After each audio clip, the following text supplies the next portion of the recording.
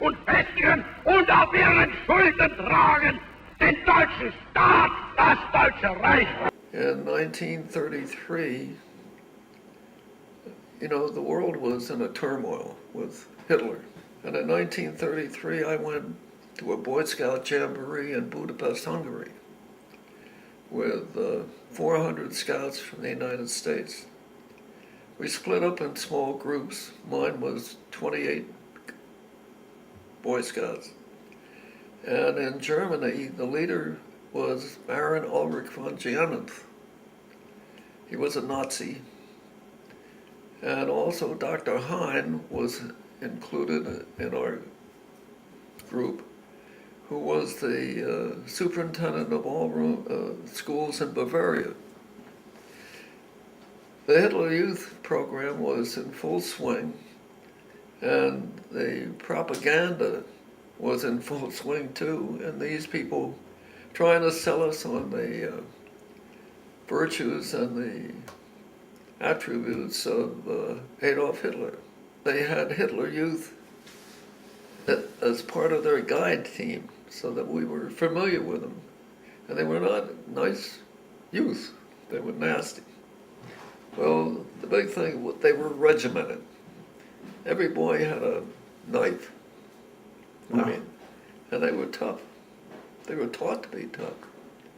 And all they were doing was mimicking their fathers and older brothers and uncles who were all in the Nazi army. Uh-huh. And that's what they were being prepared for psychologically, to be, Just to have like a strict mentality of... oh yeah, a vicious mentality. We had a date with Adolf Hitler in the Brown House, which was his headquarters in Munich, Germany. And we had to go to Austria on a train an hour after we would have met with him at the Brown House. He was late, and we didn't meet him. But the next Christmas, we had Christmas cards from the Baron telling us that he was sorry we hadn't met Hitler. But Hitler had files in the Brown House by the thousands showing how many people he put to work in Germany. While our condition in the United States was poor, he was building Germany to supreme status. And as I said, we had a letter from President Roosevelt every other week telling us that we were really diplomats or ambassadors of goodwill, in essence, and we should be sure to behave ourselves in Germany. You know? But anyhow, it wasn't long after that, my mother and father were on a ship going to South America on a trip, and they had to cut the trip short because German submarines were beginning to bomb torpedo passenger ships, so they came back to New York. But even at the time, I think in the beginning of World War II, or before that, I'd say 1940, 1939, 40, when the United States was beginning to prepare itself for war, the economy was beginning to pick up because of building the ships and tanks, everything. So it was beginning to take us out of the Depression era. So that by 1941, it was pretty good. Then the war started.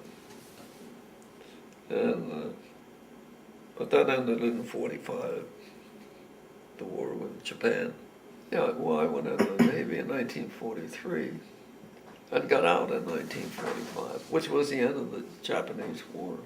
by the station in Treasure Island in San Francisco, and we docked our ship in Cape Henlock, Cape May, New Jersey, at the air station. But I did everything possible to get to the South Pacific, and I never made it. Well, you made it as far as the San Francisco harbor. Well, beyond that, because we used to tow targets for convoys. That's right. But I used to, every month, and they still do it in the Navy, you make out a fitness report yourself and ask for the next duty you'd like. And for the 3 years I was in the Navy, I asked to be on a destroyer escort in the South Pacific. And I was never got the job. So in San Francisco, I went to Commander Hoffman, who was head of the net depot. And I said, I want to go to war. He says, well, that's interesting. Let's sit down and talk about it. I said, well, I'm tired of this net depot. We were laying anti-submarine nets in San Francisco Harbor. And I said, the action's out in the South Pacific. And he said, well, count your blessings, you're not there. And I said, but I still want to be there. He said, son, you're crazy, but how do you want to do it? Do you have a plan? I said, yes. I want to go to Subchaser Training Center in Miami, Florida, and get the advanced course. And I'm sure they'll send me to the South Pacific. He says, well, if that's what you want, I think you're crazy, but I'll do what I can. And in 2 weeks, I got my orders to Miami, to school. And I went there for a month, after I'd had 2 months of training in small craft. And there was another guy and I who got our orders at the end of the course, got our orders. Hugh Dietrich from Toledo, Ohio, and me.